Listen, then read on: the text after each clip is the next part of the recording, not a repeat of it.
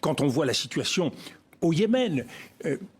Imaginez que la marine américaine, 15 000 marins déployés dans cette région, britanniques et quelques autres Australiens, Canadiens, n'arrivent pas à venir à bout de quelques outils. Mais ça en dit extrêmement long sur le fait que nous nous engageons dans des batailles qui ne peuvent pas être gagnées. Et on sert sur un plateau et aux outils qui ont là le moyen de se renforcer. Ils détenaient un tiers du pays. Mais là, la popularité qu'ils gagnent à se battre contre les États-Unis les renforce considérablement. Et nous n'avons à peu près aucune chance de pouvoir les éliminer quand on connaît un peu cette région. Moi, j'ai travaillé dans cette région.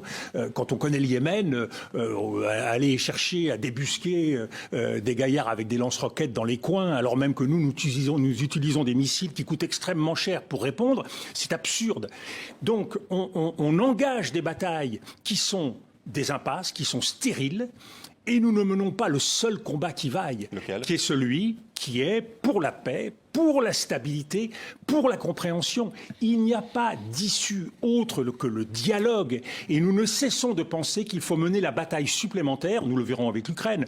On peut imaginer que la bataille à mener, c'est d'éradiquer le régime de Vladimir Poutine, de casser la Russie en morceaux. Mais à chaque fois, on s'engage dans des batailles qui sont des batailles idéologiques, qui ne prennent pas en compte la nécessité d'un dialogue international. Il faut recoudre les plaies, il faut avec humilité reprendre langue, alors même que le divorce, la fragmentation du monde ne cesse de s'accroître. Il y a un manque d'expérience dans le regard porté sur la scène internationale, il y a un déficit d'action et il y a un déficit de compréhension de ce qui a manqué.